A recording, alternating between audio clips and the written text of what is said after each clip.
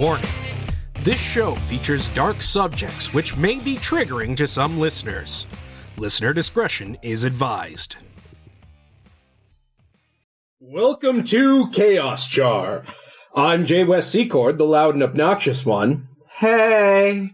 Over here is our host and the big bag of facts, Bad Ben. Hey! And we have a special guest on today, our good dear friend, Bigfoot. Hello. We'll get back to that in a minute, but first, house cleaning. Don't forget to follow us on Instagram and Twitter at BAChaosJar. You can follow me on Twitter at I'm Glad You Asked _ because I want you to ask me stuff _ and and you can also follow us on Facebook at Chaos Jar Podcast, which is also the name of our YouTube channel. Say you got a friend who's, not good with the podcast scene, send him to YouTube. It'll be way easier to go through. And as always, you can be a patron at patreon.com/chaosjar. Give us some dough, and you'll get Mo of this show. I love that you said that with a gun in hand. Ignore the gun. See, I'm doing safety thing. My finger's on the side. I'm not sure if my safety is guaranteed on this show. I was told this would be okay. You'll be fine. Okay. We put up blockades. If you see here, you're pointing the gun in my direction. I'm just saying. Do you want me to put it down? I'll put it down. It would be nice. I've run into a couple of different hunters in my day, and, I'm starting to get some PTS flashbacks here, so everyone just calm down. Some PTS flashbacks. That'll be cool. Okay, we're cool. Cool. We're cool? We're cool. You know what? If you missed any of the house cleaning, it's all in the show notes. So, what's going in the jar today, Ben? Oh, it's going aside from the obvious. What's going in our jar today is our guest, Bigfoot. Hi, Bigfoot. Good evening. Thank you for joining us. We really appreciate it, with your busy schedule and all. Yes, well, I heard you guys were doing a show on me. It's a little weird, but figured I'd join you on this excursion. Well, you're pretty popular. I can't imagine people not doing a show on you. Yeah, well, I try to stay hidden. Try not to be too much in the spotlight. That's why I'm on your show, because I know no one watches, so. That's fair. I've seen your numbers. It's true. He hacked into my computer. So people know, Bigfoot is a computer hacking expert. I wouldn't say expert. Specialist? Connoisseur. I love it because now all I can think about it is like a connoisseur from like a restaurant. Hacking restaurants. I only hack the most special of podcasts. We're special.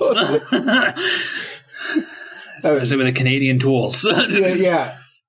Knock, knock, knock. Oh, you know that band? Yeah. They're my favorite. I love those guys. They're just as remote as he is. All right, so let's get this started, shall we? So, David Thompson, who was an English explorer born in London on April 30th in 1770, and he would die February 10th, 1857 in Longueuil, Lower Canada, modern-day Quebec. That was easy. Yeah.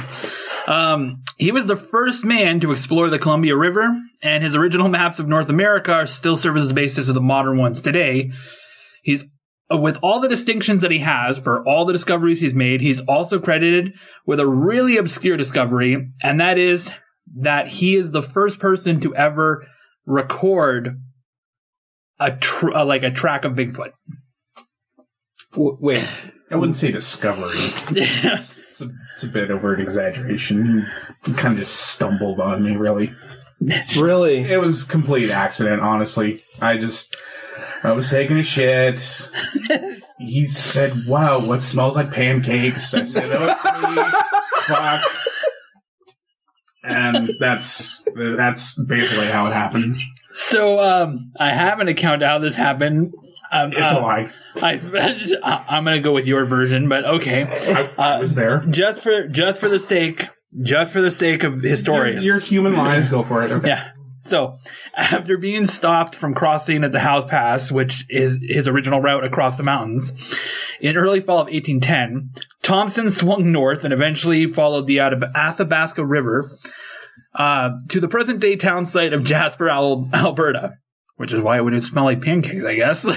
Yes, the lovely pancakes there in Jasper.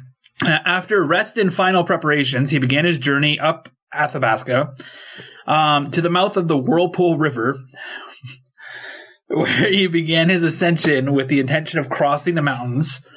Although we can't be exactly sure where, Thompson records in his journal a curious find of large tracks of an unknown animal at the mouth of the Whirlpool on January 7th, 1811. So where is that? If we don't know where, you obviously would know. Yeah, it's left of the Whirlpool. Oh, yeah. Okay. That's where he was dropping it. Yeah. So, just find the Alberta Whirlpool. Just take a left. That's where it was. So, Thompson's journal records January 7th, 1811. Continuing our journey in the afternoon, we came across the track of a large animal. The snow about 6 inches deep on the ice. I measured it. 4 large toes, each 4 inches in length. To each a short claw. The ball of the foot sunk 3 inches lower than the toes. The hinder part of the foot did not mark well. The length is 14 inches by 8 inches in breadth. Walking from north to south and having passed about 6 hours. We were in no humor to follow him. The men and Indian would have it that it was a young mammoth, and I held it to be the track of a large, old, grizzled bear. Yet the shortness of the nails, the ball of the foot, and the great size was not that of a bear. Otherwise, that would have been a very large old bear. His claws were worn away. This the Indians would not allow. End quote. So, I just want to... He says 6 hours have passed. I think did he clear out of there or something? I'm not sure. More importantly, do you walk everywhere barefoot? Not everywhere, obviously. I do like the snow. Feels nice on my 4-inch toes. Surprisingly, he got all that right. That was all accurate. It's, the media says 4 inches is a little more 4.5. I like to not brag, but sometimes I'll wear, Nikes. I like Nikes. Those are usually my go-to. They come in your size. It's special order. I know a guy. Oh, okay. Yeah. But, mostly barefoot, sometimes Nikes. Crocs, love Crocs. But yeah, mostly barefoot. Thank you for asking. You're welcome. So, 40 years later, while writing the draft to his narrative, David Thompson expanded upon this experience. Quote, January 7th, continuing our journey in the afternoon, we came across large tracks, so on. The event really stayed in his mind.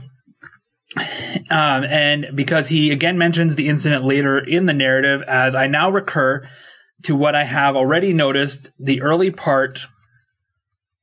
Whoa. The whole computer just went out for it. But the early part of the winter, proceeding up the Athabasca River to cross the mountains in the company with men and 4 hunters. So I'm guessing the other men weren't hunters. Oh, okay. So they had 4 hunters and just a bunch of guys. On one of the channels of the river, we came to the track of a large animal, which measured 14 inches by length and 8 inches by breadth by a tape line. As the snow was about 6 inches deep, the track was well defined, and we could see it for a full 100 yards from us. This animal proceeding north to south. We did not attempt to follow it. We had no time. And the hunters, eager as they were to follow and shoot every animal, made no attempt to follow this beast. For what could the balls of our fowling guns do against such an animal? Very true. I hear they're very sensitive. Is that true? I don't like to talk about it. Report from the old time has made the head branches of this river and the mountain in the vicinity the abode one or more very large animals. So they're talking about more animals, which apparently there's more of you. Is there more of you? I mean, I got different cousins. Oh, like the Yeti and the Rock and the Rock. Yeah, like Dwayne. Yeah, he's a Bigfoot. Oh, he's a Bigfoot cousin. Oh, right. He is a mythical creature. Yeah. So, but I mean, there's only one Bigfoot, but there's big family tree. Big family tree. A lot of cousins. A lot of cousins. Yeah. Well, a lot of cousins. Who are the parents? Moving on. But the sight of the track of that large beast staggered me, and I often thought of it, yet never could bring myself to believe such an animal exists, but thought it might be the track of some monster bear. I just love that he wrote it as a monster bear in the 1800s. Like a monster bear. Yeah. So David was never satisfied with the tracks actually belonging to a grizzled bear. He did countless research, and I will make this clear. He's not talking about a grizzly bear, because somebody's going to try and correct me on that. He's talking about a grizzled bear, so like a very old bear that's getting past its prime, getting close to death. I could see that. I could mistake you for an old grizzled bear. Is this a weird human compliment, or? Yes. Sure. Yeah. Okay. I like it. So, yeah. He did countless research and kept his eyes open for any more evidence of the creature that may have left the tracks, including digging deep into the legends of the indigenous around.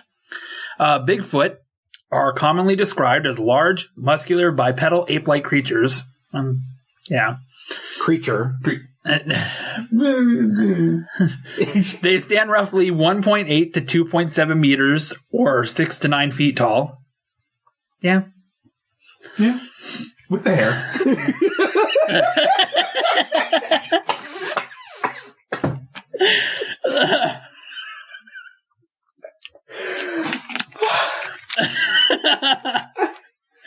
They are always reported as covered in hair that can range between black, dark brown, and dark reddish. Yep. There is also commonly a report of a pungent, foul-smelling odor that accompanies the creature. Now, hold on. I wash every day. I have lovely soaps, scented like pancakes.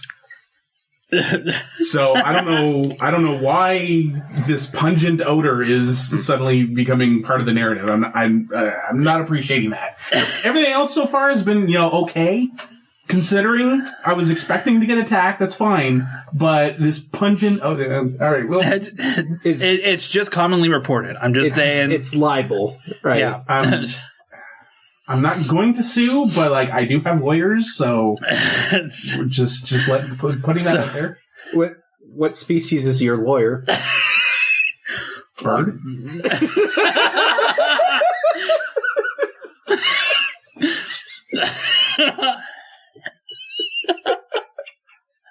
I don't see what's so funny. I have a bird lawyer. Is that a problem? No, not at all.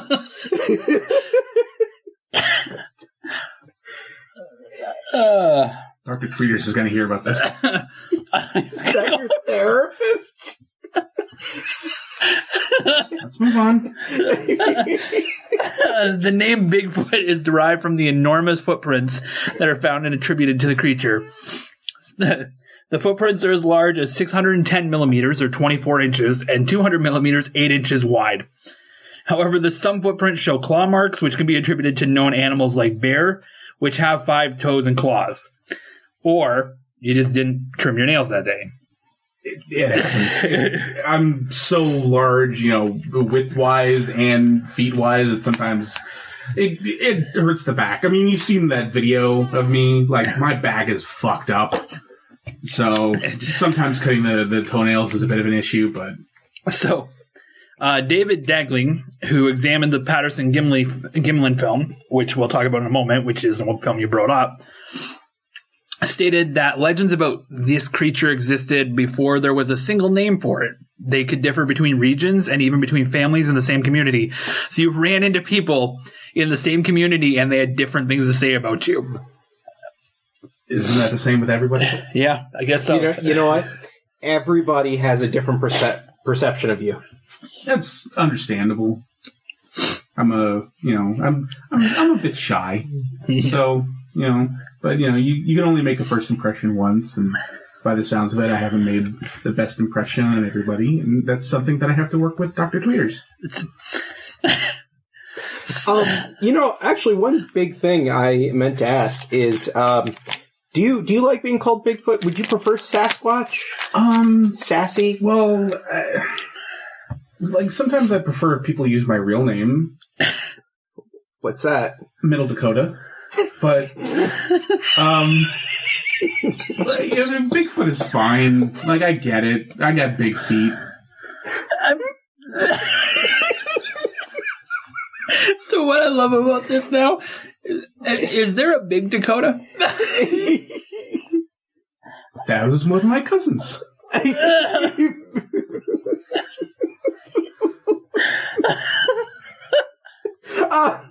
Okay, good to know. But you know what, Bigfoot is fine. I understand. It's easier to say. In your tongue, Middle Dakota might be a bit difficult. So that's fair. So we could just call you MD. That was my cousin's name.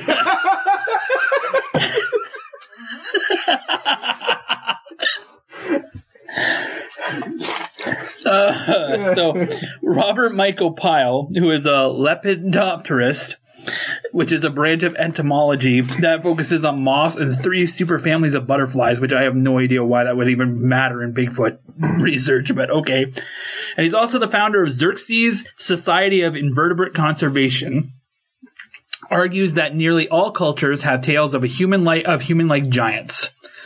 Fun fact about Robert Pyle is that a movie was released in 2020 known as The Dark Divide, and David Cross plays Robert Pyle. Oh, David Cross. David Cross. That interesting choice. Yeah. Was it like a drama? Was it a comedy? It was about his life work. And they chose David Cross? Yeah. So, he is a little eccentric, but each culture...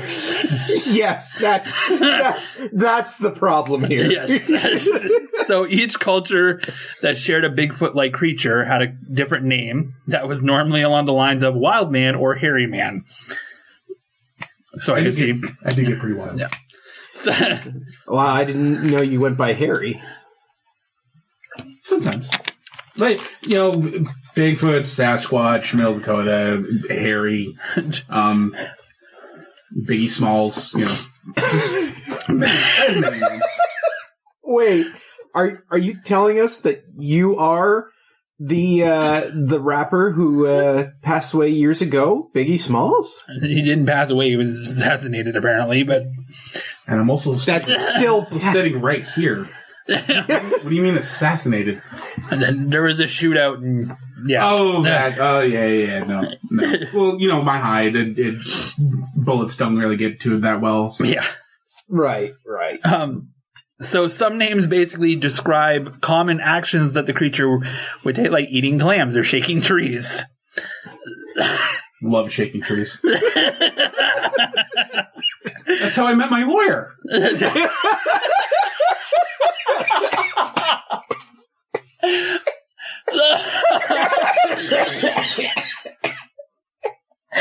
All I picture now is you standing there with a clam and shaking a tree, and then a bird falls.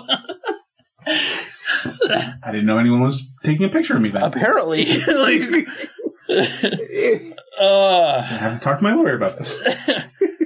So Charles Hill Trout, a British ethnologist and folklorist who was active in British Columbia, was told a story by Chief Michel, which I find is amazing, of the, and I'm going to fucking butcher this, Nakalaka Pamuks tribe in 1896.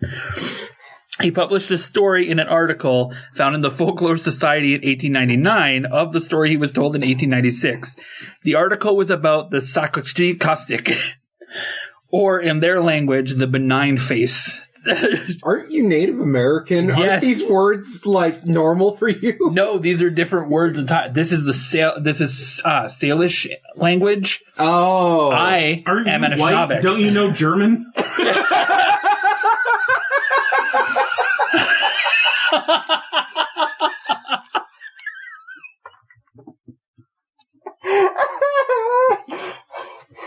Just saying.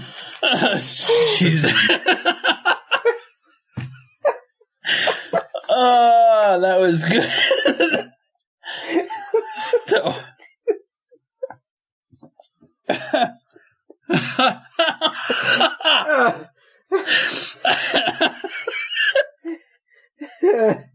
I love that he called out your race on that one. Yeah.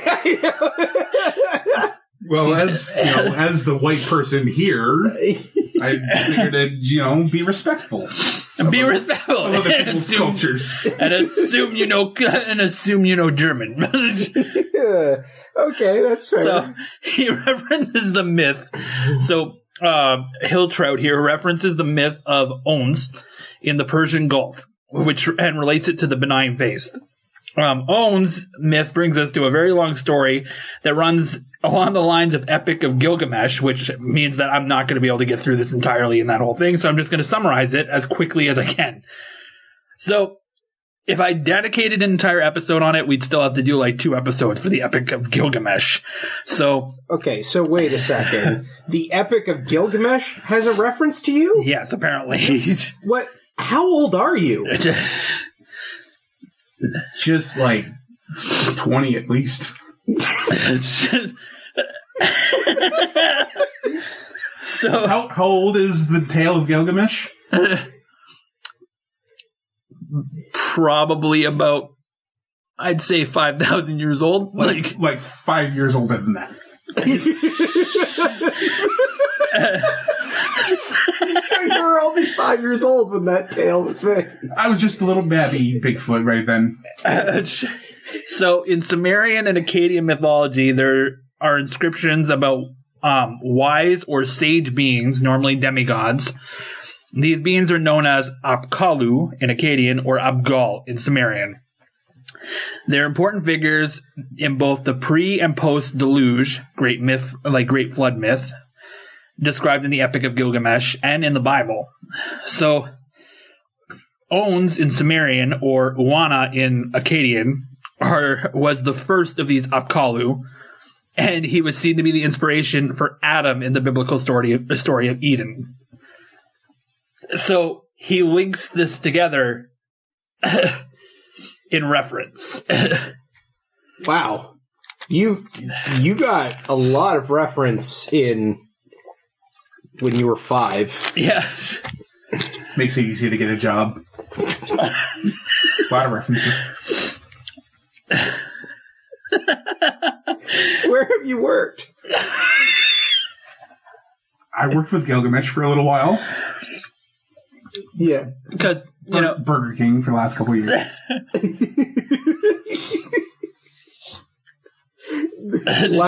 Just a couple. Just the last couple of years. Just odd jobs every so often. He doesn't have to pay a lot of rent out of the forest. That's fair. It's mostly just for the fun of it. I enjoy giving back to society. So, members of the Lumi, which are an indigenous nation located near Washington, tell tales of Tetsimukwas, which is their local version of Bigfoot. The stories describe some of its diet and activities. Some of the legends in the region describe more threatening creatures of the nocturnal race of the Stiyaha or the Kwikwe. Are those cousins? Yep. Oh, are they? How are they? We don't talk to them anymore. Oh yeah, why's that? Feet not big enough. I didn't realize you were feet sizes. Well, it's, despite the fact that, the name Bigfoot is a bit awkward, it is a sense of pride, like how humans love having their big hands. So, and you shun and ridicule and assassinate those with smaller hands, like you tried to Biggie Smalls. Right. That was totally why Tupac got popped. Like, oh, you know Tupac? He's one of my cousins. Just on the other coast. Just the West Coast cousin. So, let's drift away from these individual legends and storytelling and get to a history of the creature's other names, Sasquatch. This is a term borrowed from the Hakomaham, dialect spoken by a number of Salation First Nation people. It was first used in publication in 1920 by Indian Affairs agent J.W. Burns. Bigfoot gained renown before Sasquatch due to the term being coined by the Wyandot chief. Wyandot is an Iroquois nation, which is more towards my region by Lake Ontario. So the white guy needs a lesson. Yeah. So it was coined in the 1830s, and it was more widespread than the Sasquatch name. But the Sasquatch name gained traction due to bulldozer operator Jerry Crew, who held up a cache track found, and the photo was widespread by wire service in 1958. So like early viral pictures being spread. So basically this bulldozer operator found a track and was like, made a cast of it and then put up a picture and it went everywhere through wire service. Should really talk to your lawyer about that. I'm on it. Yeah. I don't think Jerry Crew's alive anymore. It's very rude. Very offensive. Sorry. What did you just call his mother? Can we swear on this podcast? Yes, you can. Called her a jerk.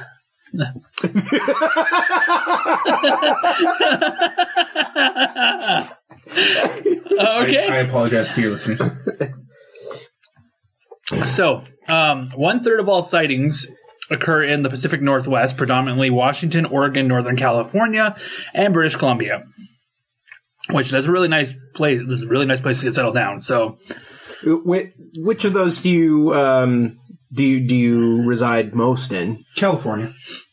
Yeah? Yeah. Yeah, what's that? Love Hollywood. Because, you're in Northern California. You're so close to Hollywood. You can really get lost there. I'm sure you can. No one really notices you. So, So you just walk around this Hollywood streets and no one just pays attention to the fact that you're Bigfoot. Sometimes they like my Nikes. So there are some pockets of sightings spread out over the rest of North America, especially around the Great Lakes and the southeastern United States. These regions normally have other names for Bigfoot, such as grassman or skunk ape. Nice. For the skunk ape, reports run from Florida, Georgia, and Alabama. It is mainly ingrained in the folklore of the area. The Seminole, the indigenous people of the Florida area, named the creature Esti Kapkaki, which translates to cannibal giant. Excuse me? Yep. Cannibal? Cannibal giant. Who am I cannibalizing? I have no idea. It just says cannibal giant. So if you have, that doesn't make sense. If you're the only one, I'm the only one in North America. So who the hell am I cannibalizing? Maybe them. But it wouldn't be cannibalism though. If he ate people, it wouldn't be cannibalism. We're just a different race. I'm not people. Yeah. Well, relatively speaking. The earliest report is one of these creatures raiding a food store and stalking fishermen in Apicula in 1818.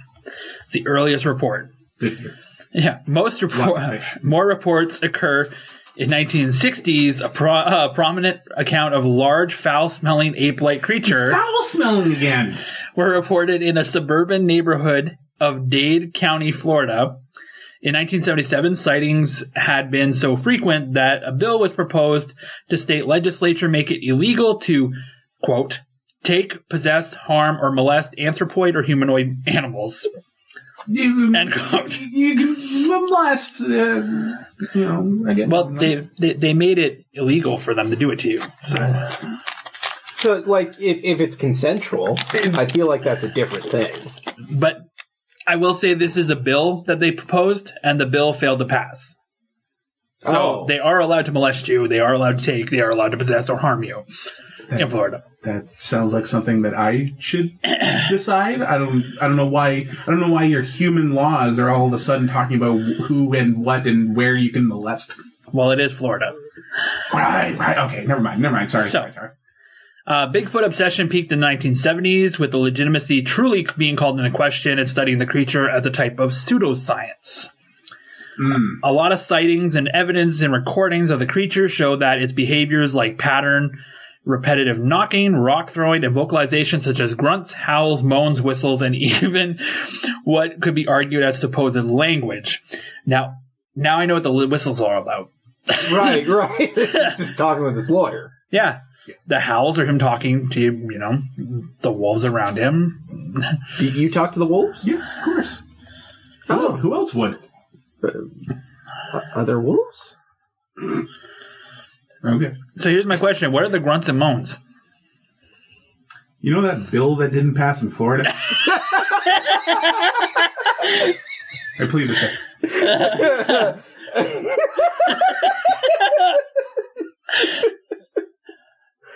I asked that question and I got the answer I wanted.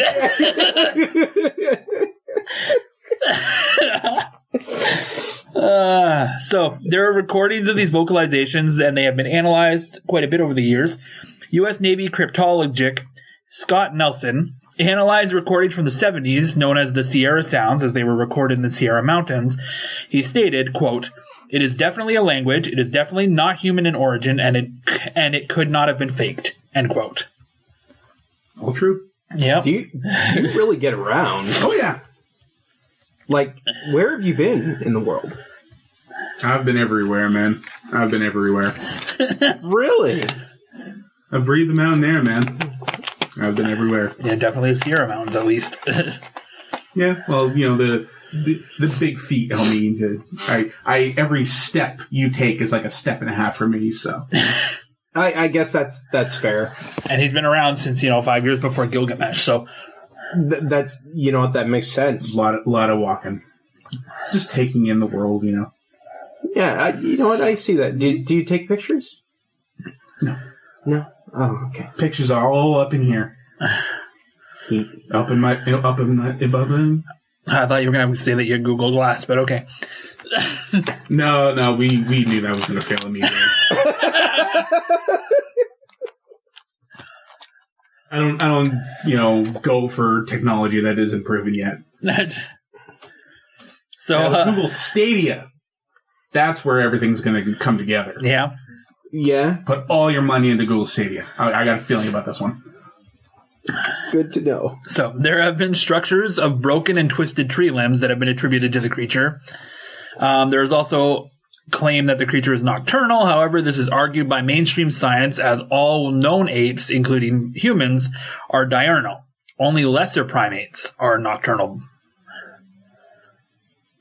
They're calling you lesser. I heard. Okay. So did my lawyer. Right. Sorry. So now we're going to dig into some real meat of stories here, and we're going to talk about the Jacko affair. You had an affair with a jackalope? Jack-O, not jackalope. Michael Jackson. Oh, sorry. This is when, in 1884, a Canadian newspaper ran a story about an apparent capture of an ape-like creature in Yale, British Columbia. Yale is a small unincorporated town that was even smaller back then. There was only 400 people here at the moment. So the article has been used as evidence for a very long time, claiming that Jacko was a Bigfoot. However, in the original article, Jacko is described and said to be many times a gorilla. So Jacko's story was discussed and narrated on episode 18 of season 4 of Ancient Mysteries, and it was narrated by Leonard Nimoy. Love Leonard. Nimoy would narrate the story again for a different show called In Search Of for their 5th episode. Love Leonard.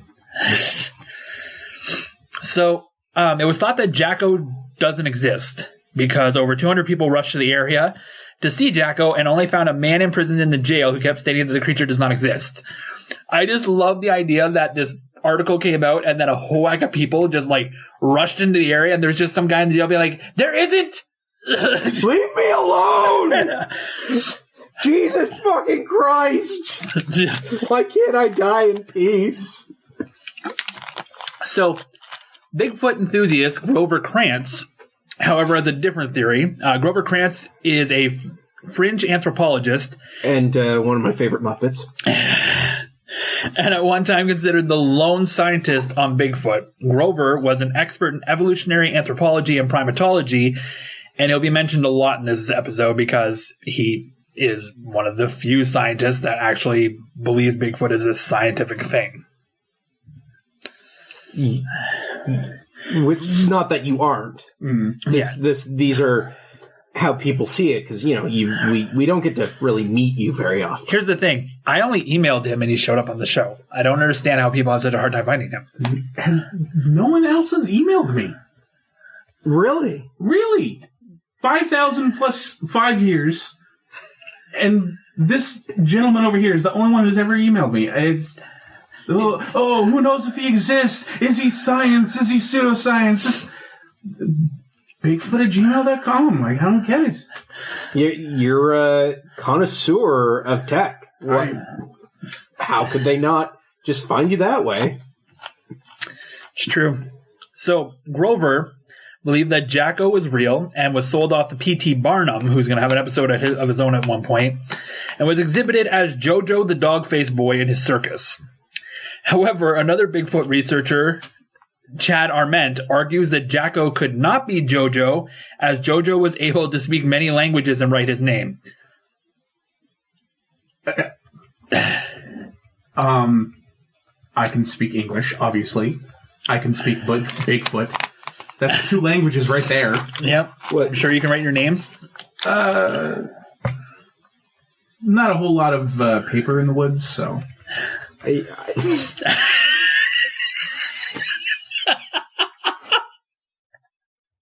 I'm curious, what does Bigfoot language sound like?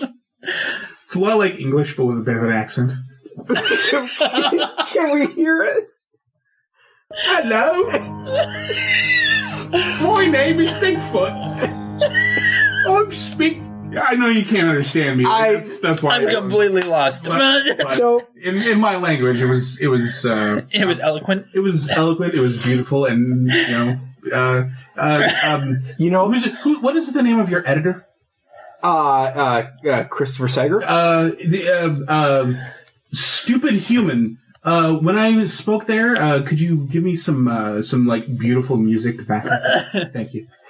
We're gonna have to introduce him to Bernard. We might have to introduce him to Bernard. I honestly did not realize that Michael Caine spoke Bigfoot as well. You know Michael Caine? He's one of my cousins.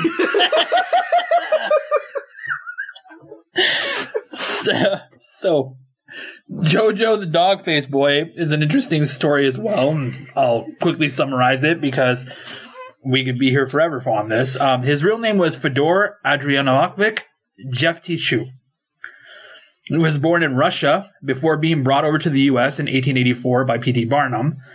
He was born in St. Petersburg in 1868. He suffered from hypertrichosis, which caused hair to grow all over his body in excessive amounts. His father, Adrian, also suffered from this ailment and toured with his son in French circuses before they were brought over to the U.S. when Jojo was 16. Barnum created a story that a hunter tracked father and son to a cave where they were captured and sold to Barnum as they were, quote, savages and could not be civilized, end quote. Jojo obliged by only barking and growling due to Barnum's story about how he could only bark and growl and play up the dog face. Fedor could actually speak Russian, German, and English. He toured all over the U.S. and Europe before dying of pneumonia in Sanaka, Greece in 1904 at the age of 35. So he had an interesting little life of his own. Yeah. So I don't think he was Jojo. I don't think he was Jacko. No, I don't think he was. Though you're not Jacko. Did you go by Jacko? What? Not that I'm aware of. No. So. Jacko was a gorilla. So. Yeah. So clearly this Jacko is just a wild goose chase. It's just a wacko. The National Enquirer has been trying to warn us for ages. What? You never read those stories about Michael Jackson? Wacko Jacko? No. I was throwing this reference around. I thought everyone got it. Yeah. Okay, well.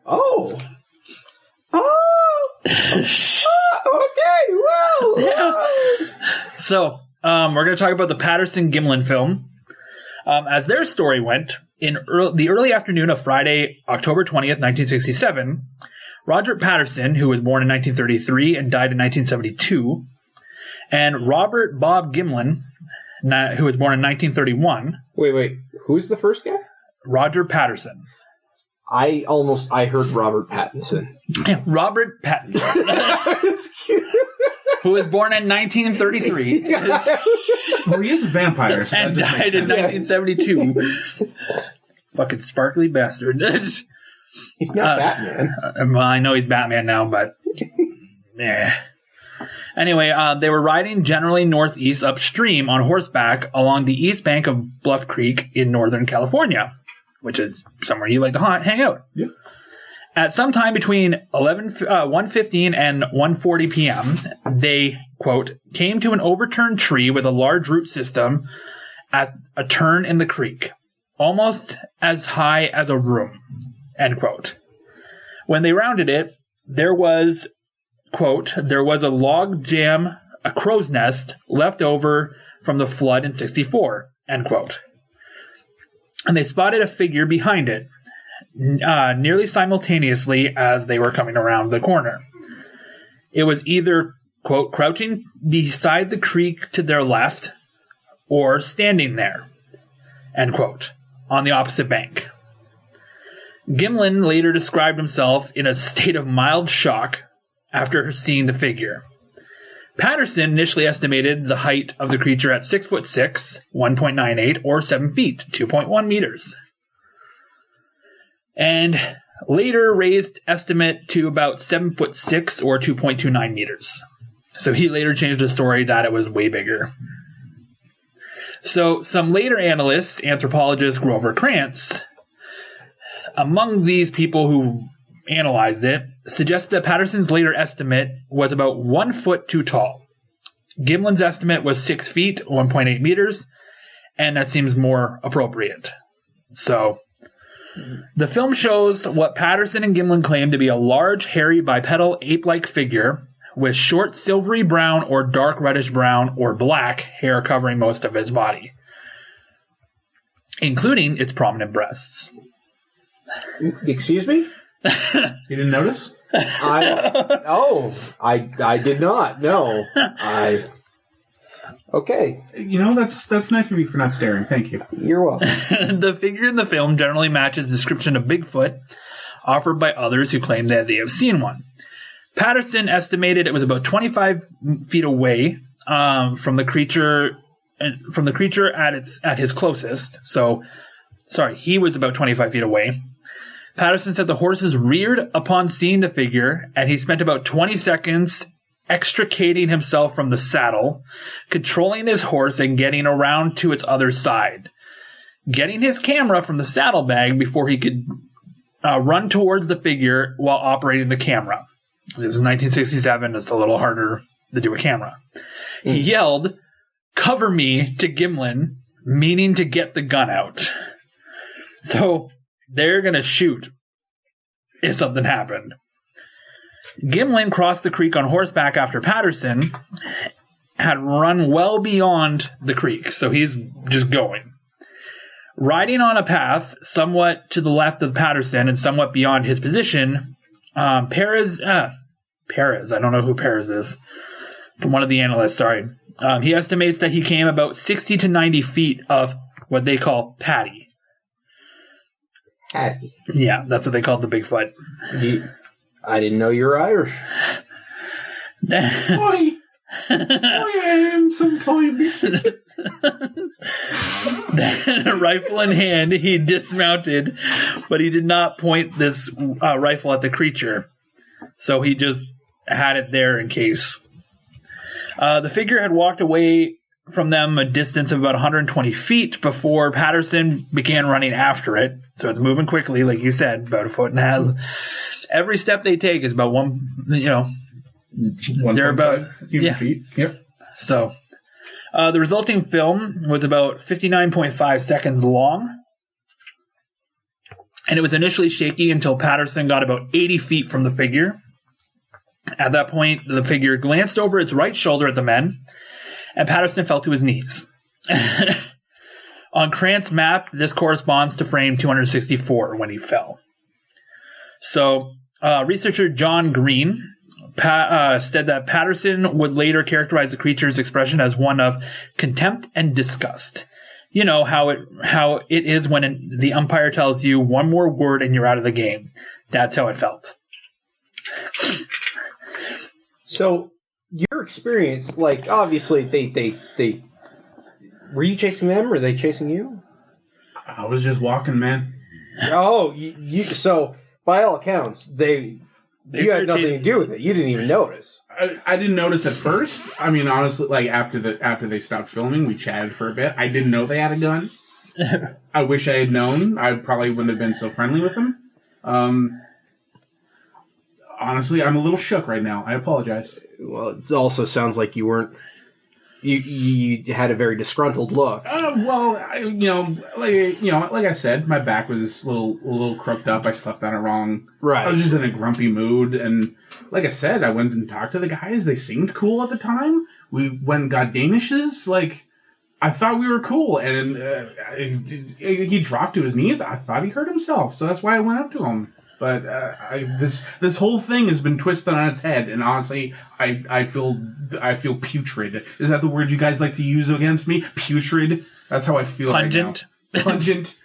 So, shortly after the point where he fell to his knees, the middle section of the film begins, containing the famous look back frame of 352. Patterson said it turned and looked back a total of, I think, 3 times. The other times, therefore, being before the filming began or while he was running and his finger was off the trigger. Like, trigger of the camera. Right. So, shortly after glancing over his shoulder on film, the creature disappeared behind a grove of trees for 14 seconds, then reappeared in the film's final 15 seconds after Patterson moved 10 feet to get a better vantage point, fading into the trees again and being lost from view at a distance of 265 feet as the reel of the film ran out. This is a 1 minute long reel. Like 1967. Should have used an iPhone. Yeah. Those things can take really good pictures and amazing photo. In 1967. Yeah. You would use an iPhone. We had them. Did you guys not have iPhones back then? I didn't know that Steve Jobs was, part of your cousins. Who the hell is Steve Jobs? Steve Jobs. Steve Jobs? Yeah, Steve Jobs. He's the one behind Apple and the iPhone. Okay, that's what they told you. All right. 5,005 years, and no one gives me credit for the iPhone. Wait, are you Wozniak? Wozniak is one of my cousins. So, Gimlin remounted and followed on horseback, keeping his distance until it disappeared around the bend at 300 yards. Patterson called him back to the point, feeling vulnerable on foot without a rifle, because he feared the creature's mate might approach. The entire encounter lasted less than 2 minutes. That's their story. You said that you had a chat with them. Well, Danishes. I had to go get my wallet. That's why I left. That's I knew expensive. I knew they'd still stick around because you humans are so slow walking. I knew I'd be able to catch up with them. So after I got my wallet, I went back. We got Danishes. We had a lovely time, and I'm getting blamed for it. So cool. All right, cool. So next, Gimlin and Patterson rounded up to Patterson's horses, which had run off during the opposite direction downstream before the filming began. Patterson got his second roll of film from the saddlebag and filmed the tracks. Then the men tracked Patty for either 1 mile or 3 miles, depending on where they were. But they lost it in the heavy undergrowth. They went to their campsite 3 miles south, picked up a plaster, returned to the initial site, measured the creature's step length, and made 2 plaster casts, one each of the best quality right and left prints. So these are the most clear prints that have ever been taken. According to Patterson and Gimlin, they were the only witnesses to the brief encounter with what they claimed was a Sasquatch. Their statements agree in general, but author Greg Long sees a lot of inconsistencies. They offered somewhat different sequences describing how they and the horses reacted upon seeing the creature. Patterson in particular increased his estimates of the creature's size in subsequent retellings of the encounter. In a different context, Long argues their discrepancies would probably be considered minor, but given the extraordinary claims made by Patterson and Gimlin, any disagreement in perception or memory would be worth noting. So basically this guy is saying that Patterson made you out to be way bigger than you originally were, and I think it's more to just talk up his tough game. And then this guy is also saying, like this Long guy saying that the discrepancies, if it was any other story, would be like, oh, well, they have slightly different perceptions. But because it's about you, yeah, they're being like, well, any little discrepancy is going to just make this whole thing full of shit. It's understandable. And honestly, from before to the end of the video, I don't really know what happened. Like you said, I looked back a couple of times. They looked like cool dudes. But I am probably closer to 7 foot than 6, but again with the hair. Yeah, honestly, a lot of that I can't say. Like I don't know what happened with the horses, Buttercup and Snickers. But other than that, yeah.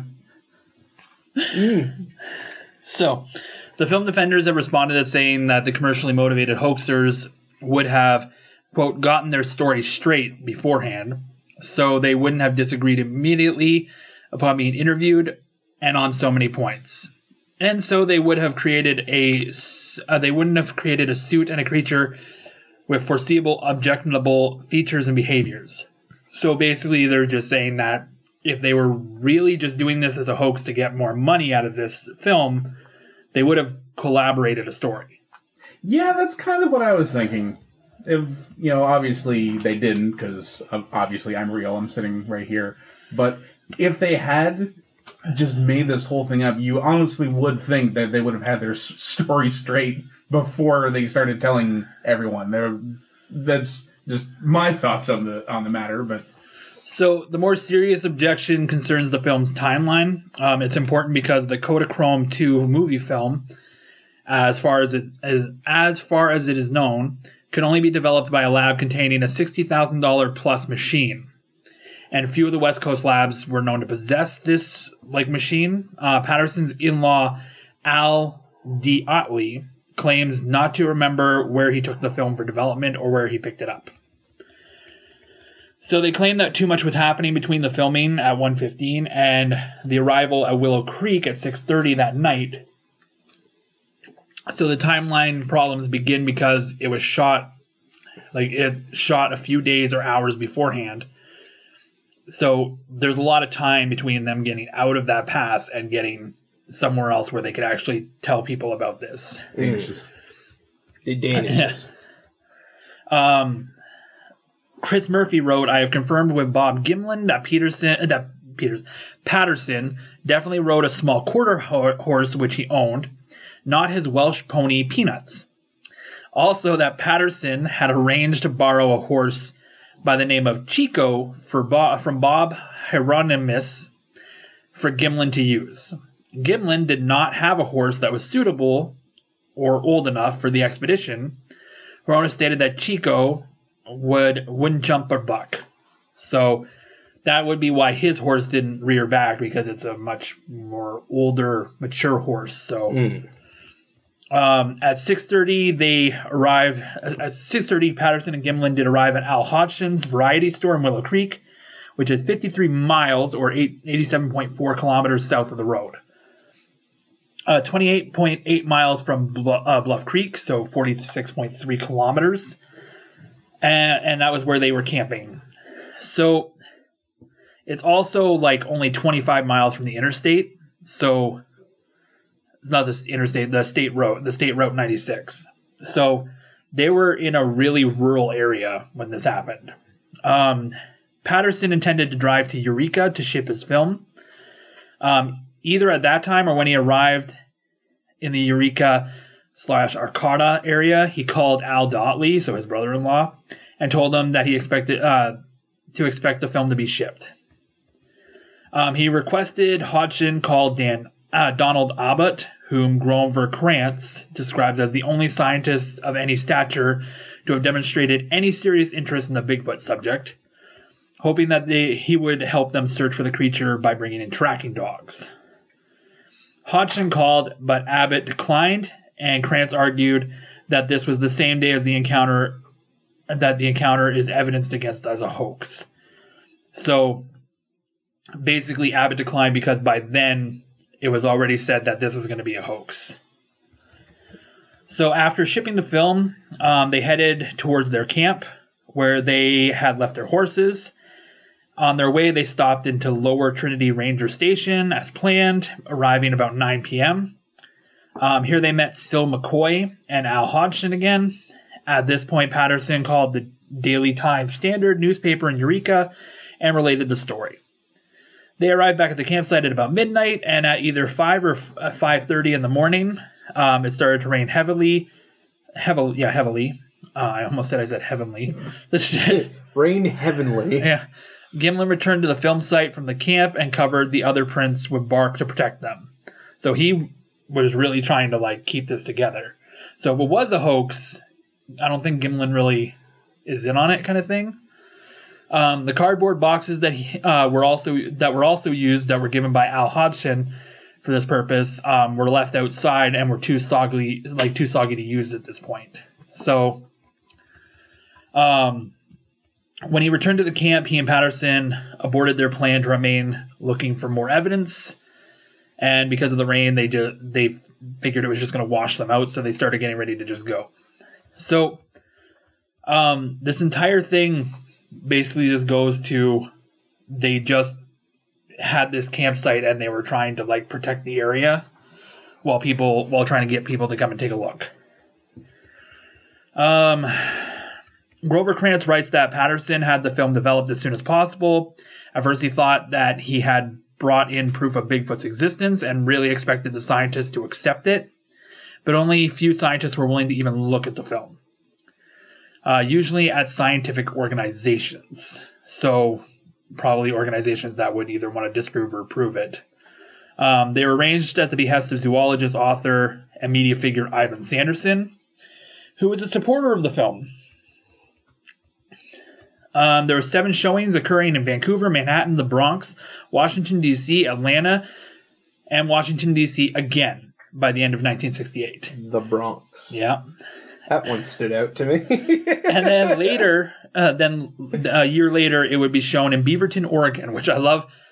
Vancouver, Manhattan, the Bronx, Washington, D.C., Atlanta, Washington, D.C. again, and Beaverton.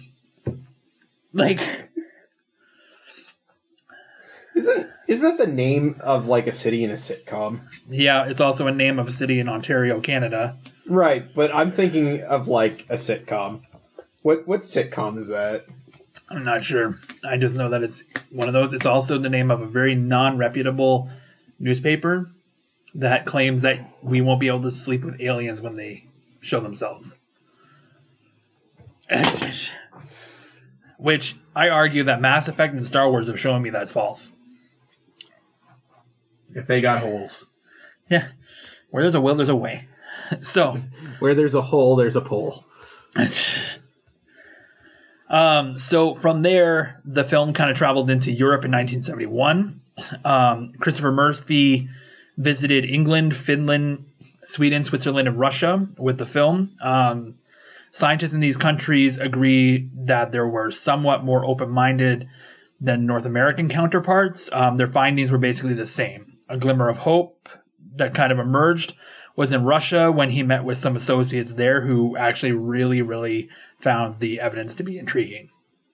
There's very little scientific interest in the film. Patterson capitalized on it mostly for the commercial of it. Like, he made a deal with the BBC, allowing use of the footage.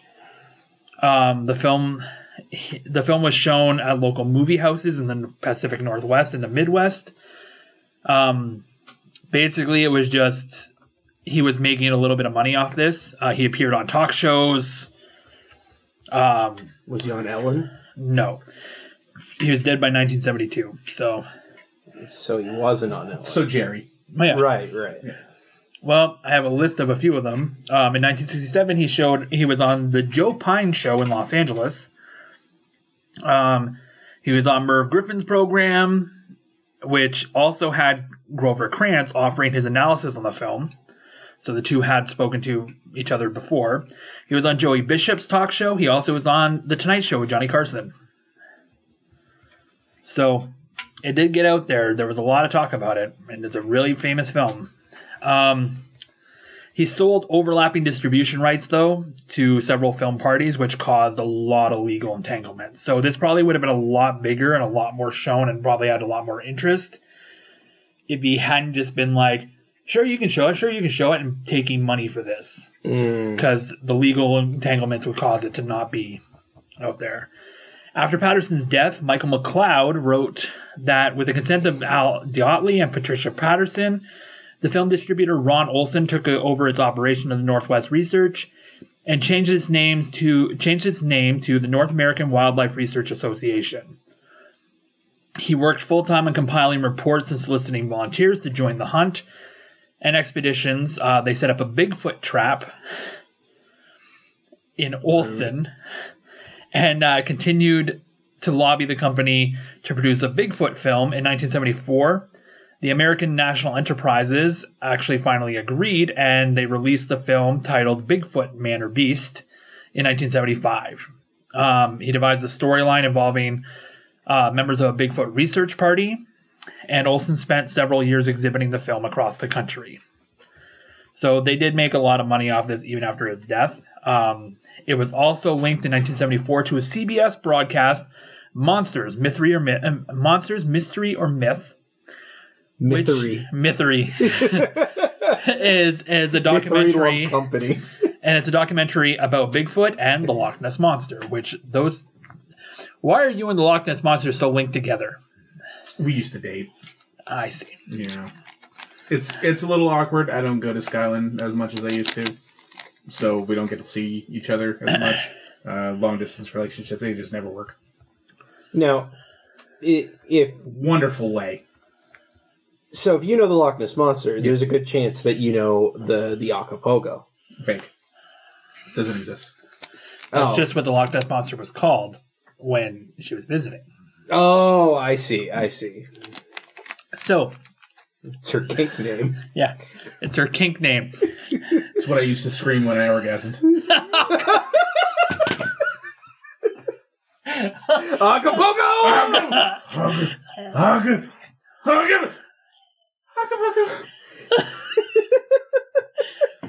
I'm a very gentle comer. I don't know if you noticed. So...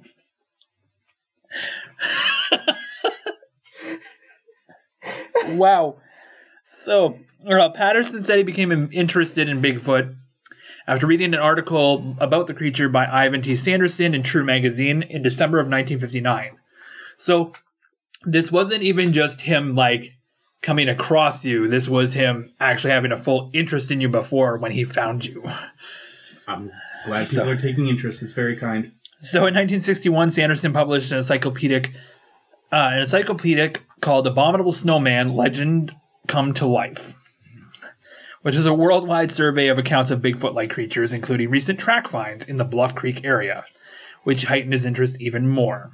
Therefore, Marion Place wrote, in 1962, he visited Bluff Creek and talked with a whole host of Bigfoot believers. And in 1964, he returned and met a timber cruiser named Pat Graves, who drove him to Laird Meadows. There, Patterson saw fresh tracks for him, an almost unbearably exciting, spine-chilling experience. What a tremendous feat it would be, what a scientific breakthrough if he could obtain unshakable evidence that these tracks were not just a work of pranksters, but the actual mark of a hitherto unknown creature. If he succeeded, he would be famous and rich. Alas, fame and fortune were not gained that year, nor the next, nor the next. Patterson invested thousands of hours and dollars combing Bigfoot and Sasquatch territory. He fought constant ridicule and a shortage of funds. He founded the Northwest Research Foundation. Through it, he solicited funds. The response was encouraging and enabled him to lead several expeditions. In 1966, he published a paperback book at his own expense. He added the income from its sales and his lectures to the search fund.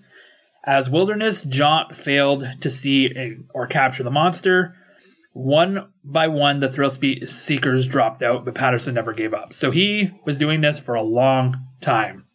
He was looking for you a long time. I was in Utah. Yeah. You should have looked in Utah. To be honest, nobody looks in Utah. That's fair. It's kind of where you get the most peace and why people don't really find you. I guess so. Maybe it's because I'm Mormon. Really? Yeah. Like LSDS, like LDS or LSDS? Yes. So do you go door to door and... I do. I do. Yeah. I preach the word of the good Lord, Joseph Smith. Other Mormon-related things. For a Mormon, you don't seem to know a lot about Mormonism. I'm like a Jew who eats pork. You know, I'm unorthodox. I'm Mormon, but you know, I could be Mormon.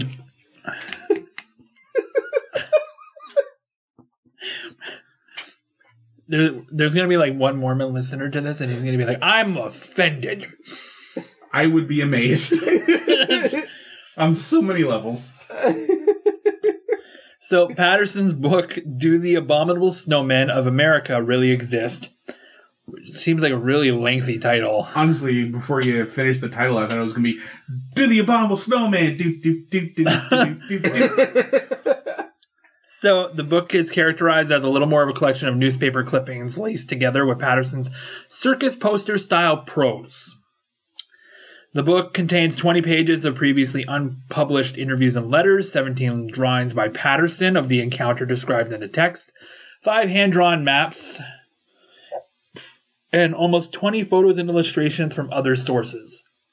It was reprinted in 1996 by Christopher Murphy, and then again reissued by Murphy in 2005 under the title The Bigfoot Film Controversy, with an additional 81 pages of material offered by Murphy. So he eventually got the rights to these books and just kind of like... In May/June of 1967, Patterson began filming a docudrama or pseudo-documentary about cowboys, which led him to an old miner and a wise Indian tracker on a hunt for the Bigfoot. What? I kind of want to see that. What's this film called? It's not a show. It's a docudrama or pseudo-documentary about cowboys, which led him to an old miner and a wise Indian tracker on a hunt for Bigfoot. So he came across an old miner and a wise Indian guy who were like, "We're tracking Bigfoot." That sounds like a fucking adventure. I need to see that. I just picture these guys looking for you and you're on like a fucking mountain and you're like, what the fuck are those guys doing? Yeah. Sounds like a blast, honestly.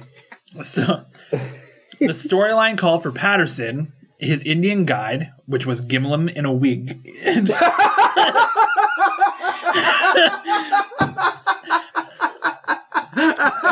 I'm picturing a clown wig. I don't know what it is. Every time you said Gimlin, I thought Gimli. Yeah. So now I picture Gimli in a clown wig. And the cowboys to recall in flashback stories of Fred Beck of the 1924 8 Canyon incident and others that as they tracked the beast on horseback. Whoa. So Patterson used at least 9 volunteer acquaintances, including Gimlin and Bob Haramus, who is the one who lent them the horses that day, for 3 days of shooting over the Memorial Day weekend. So Patterson needed costumes to represent Bigfoot if the time came to shoot such a climactic scene. Prior to the October 1967 view of filming, Patterson apparently visited Los Angeles on these occasions. Patterson drove to Hollywood in 1964 and visited rockabilly songwriter and guitarist Jerry Lee Merritt. And he was there to sell a hoop toy invention. A hoop toy invention for you kids. Way back when. It's a hoop. You hoop. And it's a toy. In 1966, he visited Merritt again while he was still trying to sell his hoop toy invention. Does it say what this hoop toy invention was? It just says hoop toy invention. My guess is it's a hula hoop. Yeah, that's what I keep thinking. So Merritt soon moved back to Yakima and became Patterson's neighbor, and then later his collaborator in this Bigfoot documentary. I love that he just keeps roping people into this. Like later, he just puts wigs on all of them. You get a clown wig, you get a judge wig, you get a blonde girl wig. You're all Indians.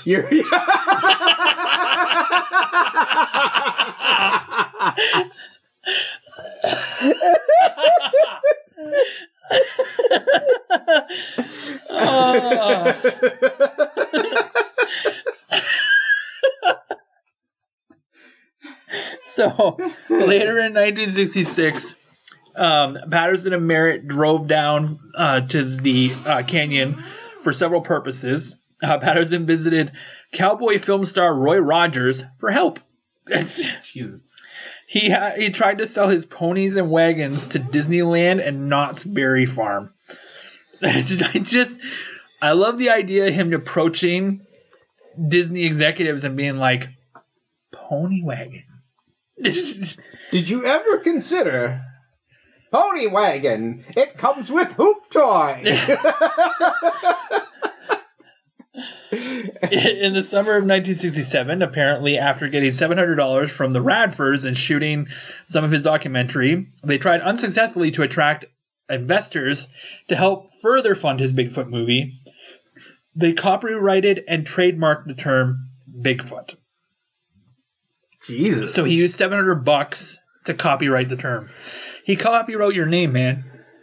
Not a fan. Well, technically his name is Middle Dakota. Yeah. Yeah, but, you know, it's like Kanye West copywriting Yeezy. You know, still a nickname. It's still my name. So many things to talk to my lawyer about. So, here's the thing. How do you think Roger Patterson and Robert Gimlin knew each other? They worked in the same movie. Before this. Yeah, that's what I'm talking about. So I'm sure Robert Pattinson was in a movie with Gimli. So Lord of the Hoop Toy. Patterson and Gimlin had both been rodeo riders and amateur boxers. What? That's how they met. They were rodeo riders and amateur boxers. In fact, they were each local champions in their weight classes. We conquered boxing. Let's find Bigfoot. Now, I already conquered the bulls. I conquered that horse. Conquered boxing. Well, Bob, it's time to find Bigfoot. So, October 1967, they set out for northern California, and that's when they drove Gimlin's truck, carrying all the provisions and the 3 horses. And they chose, I love that when they say carrying his provisions and the 3 horses, they even include the detail that the horses were positioned sideways. Thanks. Really paints a picture. Yeah. Patterson chose the area because of all the reports of the creature and all the enormous footprints that were found since 1958. So, basically, that's how this whole thing came about. So, the most recent of the reports for tracks was in the Blue Creek Mountain, and it was investigated by a lot of different people, and that's why he had so much interest in this, especially because they were found on August 28th, 1967, so only a couple months before this happened. So, Patterson's expensive 16mm camera had been rented on May 13th from a photographer for $369, which is 1967 money, so it's close to like almost $3,000 now. But he had kept it longer than his contract had stipulated, and an arrest warrant had been issued for him on October 17th. So maybe that's why he was in the fucking bush. Jesus. So he was arrested within weeks of his return from Bluff Creek. So he was like, I found Bigfoot. And they're like, you have the right to remain silent. So Patterson returned the camera in working order, and the charges were dismissed in 1969. While Patterson sought publicity, Gimlin was really conspicuous in his absence. He only briefly helped to promote the film. He avoided discussing Bigfoot encounters publicly for many years, and he turned down requests for interviews. He later reported that he avoided publicity after Patterson and promoter Al Diatley had broken their agreement to pay him 1/3 of the shares of profits generated by the film. Another factor that his wife objected to publicly. So basically he was like, they didn't pay me the money, so I didn't want to talk about it. Which, if you actually saw something like that, it's kind of like that thing that we did for the show in Mississippi for the guys that were abducted by aliens. Yeah. And the one was really into speaking about it. The other one was just, I don't want to talk about it. Yeah. So there's just a lot of talk about this. And Patterson ended up dying in 1972 of Hodgkin lymphoma, which is a really rough way to go. A few days after Roger died, he told Bigfoot author Peter Byrne, in retrospect, that he wished he would have shot the thing and brought a body instead of a reel of film. So he basically said that he wished he had killed you so that he had proof. Good luck. So come at me, bitch. Yeah. And who's dead now? Who won that round? And to think you bought him Danishes. Yeah. You think you know a guy? Yeah. So according to Grover Krantz and Robert Pyle, the guy who was played by David Cross, years later, Patterson and Gimlin both agreed that they should have tried to shoot the creature both for financial gain and to silence naysayers. I think Gimlin was probably the one being like, I'm so sick and tired of being called a liar. So in 1995, almost 3 decades after the Patterson filming, Greg Long, a technical writer for the technology firm that had a hobby of investigating and writing about Northwest mysteries, started years of interviewing people who knew Patterson, some of whom described him as a liar and a con man. He actually had pseudonyms such as Marvin, Jerry Lee Merritt, Pat Mason, Sorry, these are people that he actually had screwed over. So Marvin was a pseudonym. I just like... Well, honestly, I'm glad you clarified that because it was... The list was not making sense. Yeah. Marvin. Jerry Lee Lewis. What? Yeah. So Marvin was a pseudonym, so the guy didn't want to be revealed as one of the people that he had screwed over. Jerry Lee Merritt, who's the guy who invented that hoop invention. The hoop toy. Yeah. Pat Mason, Glenn Collig, and Bob Swanson suffered financially from dealings with him, as well as 21 small local creditors who sued Patterson via collection agency. So this guy's just really bad for money, and we can see that because he was supposed to have rented that thing for only like a short amount of time, and then he kept it and even got arrested for it. Vilma Radford claimed that Patterson had never repaid a loan made to him for a Bigfoot movie Roger was planning. Roger Patterson. Radford had corroborative evidence of a $700 promissory note, which would have been the $700 that he used to copyright Bigfoot. Patterson agreed to repay her $850 plus 5% of any profits from the film.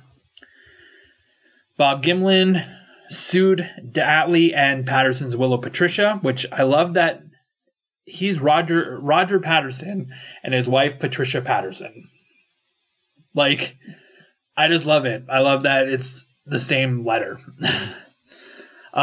He had not received 1/3 of the shares from the film proceeds, and he won his case in 1976. I saw you looking at me. It's not his name, the Roger Patterson. It's her Patricia Patterson. I just right, the alliteration. Close. Yeah, there we go. I got that.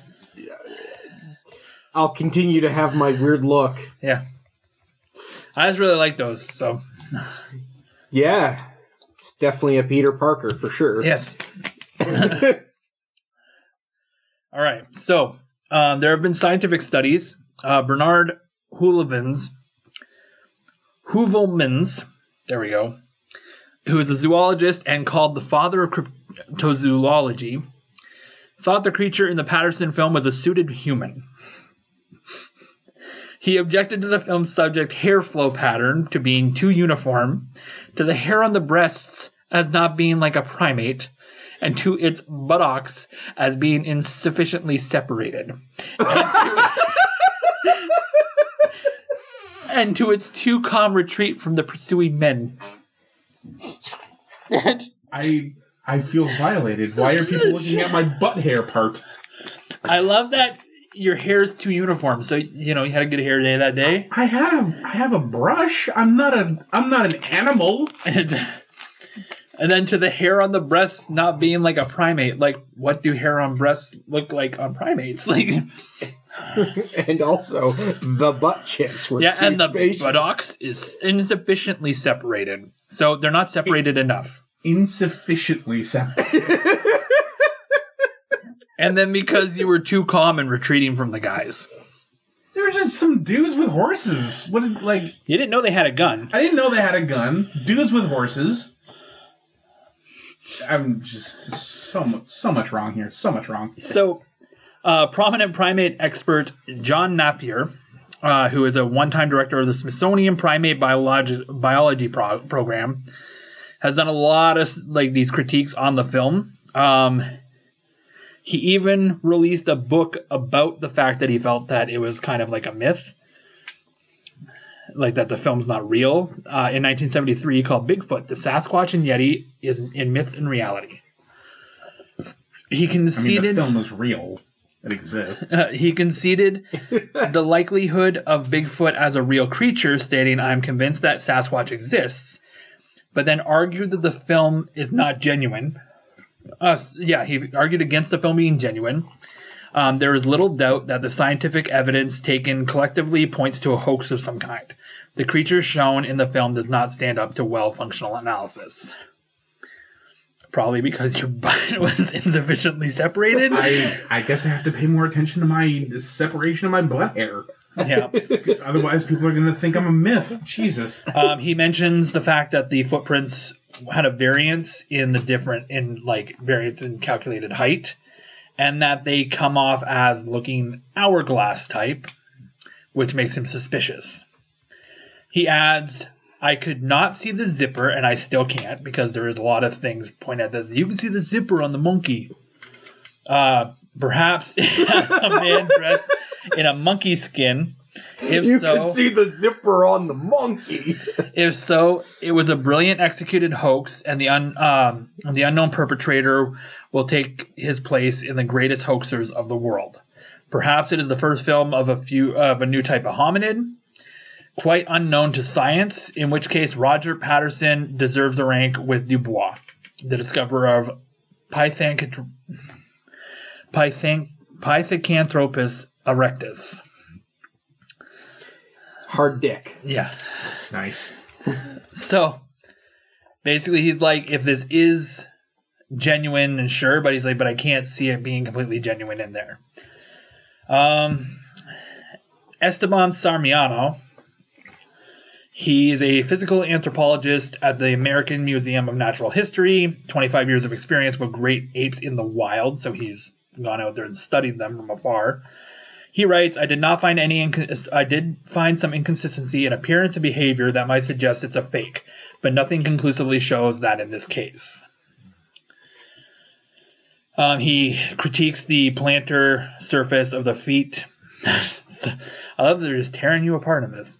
And they are mentioning your backside again by making a most controversial statement of the gluteals, although large, fail to show human-like cleft or crack. Cleft or crack. Well, I'm not human, so of course it wouldn't show human-like cleft or crack.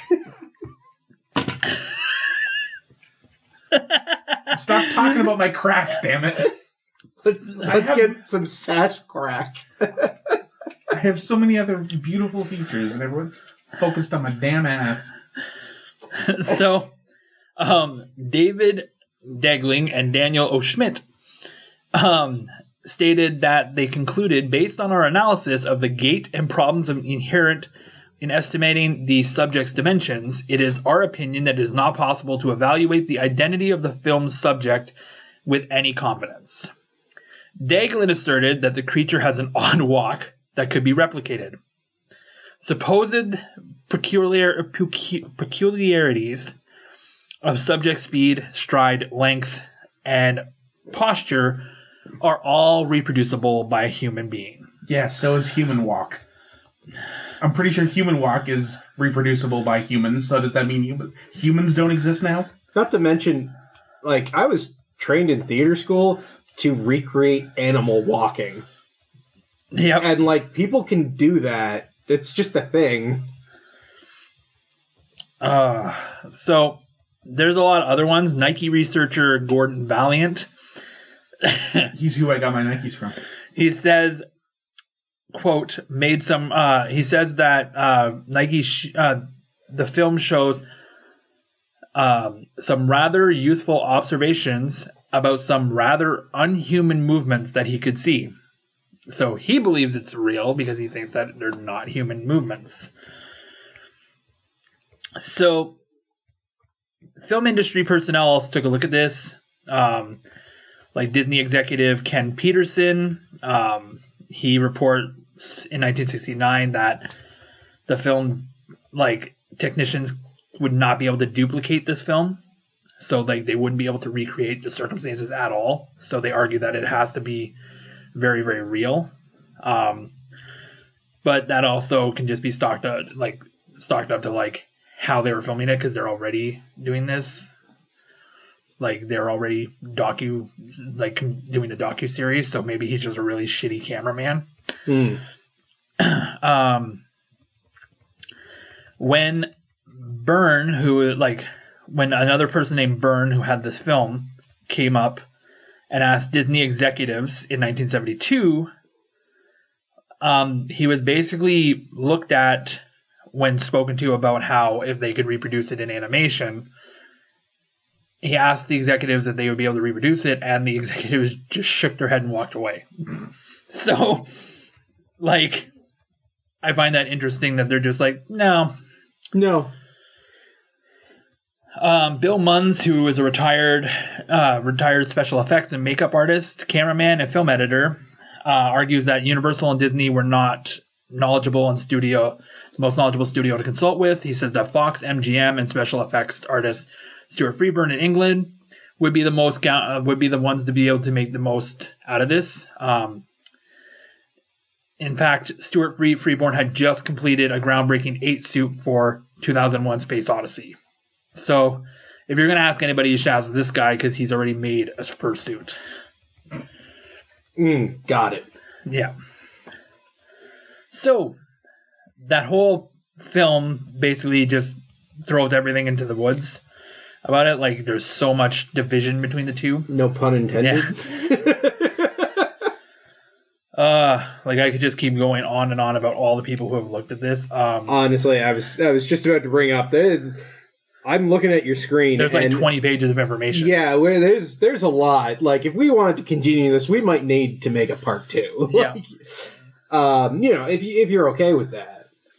I'm learning a lot, so if you are going to do a second one and have me back, then sure. Well, I'm almost at the end of it. So, Bob Haramus claims that to have been the figure depicted in the film. So this is the guy who gave them the horses.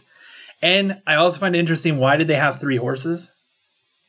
They had 3 horses? Yeah, they had 3 horses. No, they had 3 horses. So why did they have 3 horses and only 2 of them hiking? To bring Bigfoot back. I was going to ride one.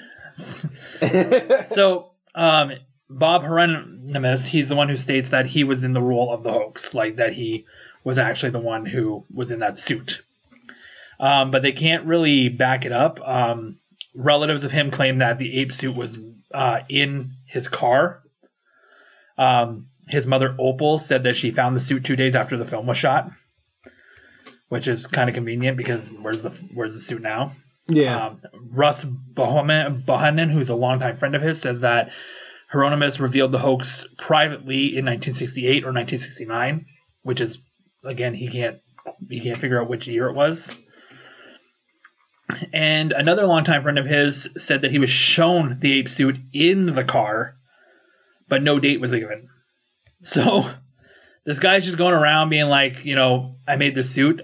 He stated that he made the suit out of horsehide or dynal, which again, those are 2 very different things. You either made it out of horsehide or you made it out of dynal. Like, you can't make it out of both. Why not? Not with that attitude. So they believe that if it was made out of dynal, which is lighter synthetic material and has no odor. Which I don't know why odor would matter on a film. Not to mention, you keep bringing up what's with this odor thing. Yeah. And apparently odor is important to this whole thing. Apparently. So I'm going to get out of this little thing and go to some theories on this. Some people think that Bigfoot's a bear, like was originally stated. There's been some look into the DNA evidence that they found, and it does show primate and so on, but most of the time it comes up as either that the materials are a hoax, they come from somewhere else, that not from the original location that was stated, or it looks like human genome. There's been a lot of YouTube channels that have gone searching for them, trying to find it. Some people believe that it's a that is one of the ancient hominids, the Gigantopithecus. Good job. Yeah, good job.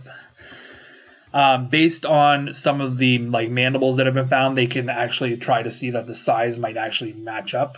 Which is funny because this you have mandibles? Yeah. You didn't notice? I guess not. Well, thank you for not sharing. It's very kind of you. Mandible is your jaw.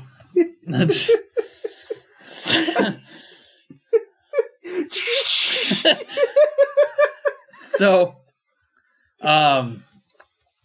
it's got a lot of it's got a lot of the traits, and they think that they could put it together with that, which is the same thing that they said about the rock apes, which I'm sure is another one of your cousins, or a bunch of your cousins.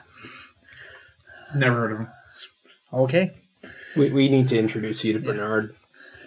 They also think that it might be an extinct hominid. There's actually some suggestions that Neanderthals, Homo erectus, or Homo heidelbergensis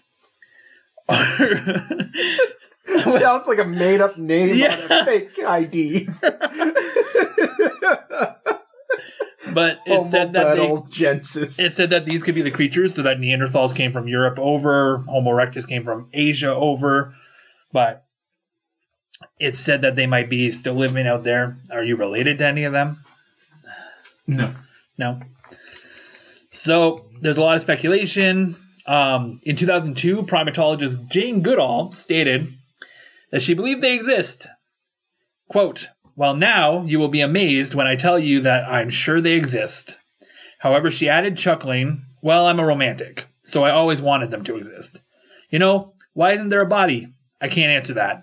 Maybe they don't exist, but I want them to." Jane Goodall is very, very well known for living with the chimpanzees. So, in 2012, she revisited this and stated, quote, "I'm fascinated and would actually love for them to exist. Of course, it's strange that there has never been an authentic hide or hair of Bigfoot, but I've read accounts."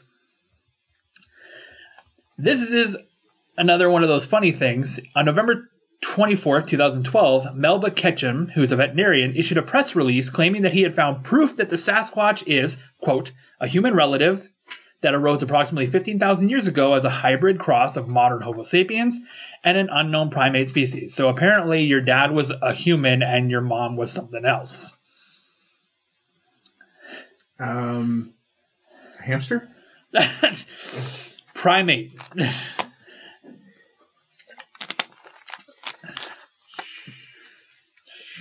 Chihuahua. So he So you never met your mom? I said I didn't want to talk about it, thank you. So she left before he was born. Yeah. It's a sad story. So he sad squatch. So he states that he has evidence of this, and he calls a press release for this, right? He called for it to be recognized officially and to have, quote, "The government at all levels must recognize Bigfoot as an indigenous people and immediately protect their human and constitutional rights against those who would see in their physical and cultural differences as a license to hunt, trap, or kill them." So he basically is like, the government has to fucking protect these people. Who's this? What's this guy's name? Melba Ketchum. I like him. So he had a very hard time getting any scientific journals to publish his evidence. And eventually, on February 13th, 2013, a company called De Novo did add it to their journal, but when the Huffington Post went to find this evidence in De Novo's scientific journal, the scientific journal was listed as Volume 1, Issue 1, and the only content in the issue was Ketchum's paper. Sounds like he just invented a company, invented a scientific journal. One more cool thing is that in Oklahoma in 2021, literally 2 days ago, Oklahoma raised their bounty to $2.1 million if anyone could bag an unharmed live Bigfoot.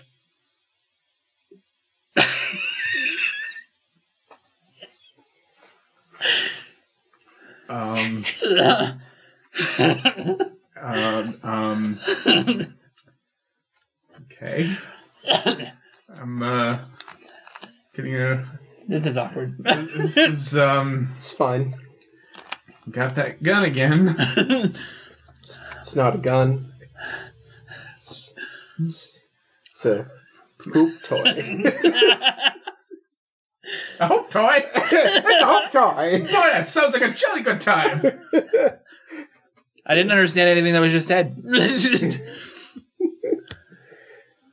So, we have this empty cage. Yeah. Home. I noticed the cage. Yes.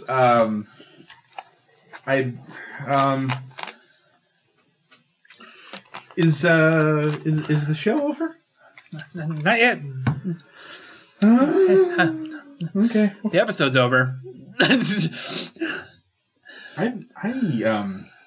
I think I need to leave. Just stay a while. There's a nice bed in there. You must be tired. A lot of things to talk to my lawyer about. Oh, don't worry. You'll be fine. There's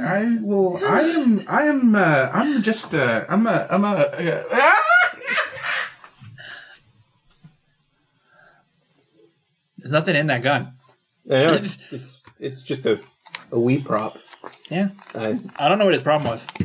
Yeah, well, I guess... It's really odd. He must not like Oklahoma. I guess not. Well, that was Bigfoot. It was nice to meet him, actually. He's a nice guy. We should email him more. Yeah. Hey guys, you doing the podcast? Hey, Sagriff! Hey, Sagriff, what's going? Hey, it's sorry to interrupt. You just missed Bigfoot. Bigfoot? Yeah. He's one of my cousins. I can't believe I missed him. Oh man. You've never met him, eh? I've never met him, but I've heard good things. Although I did hear he has a weird part in his butt hair. He must get that from the other side of the family. That's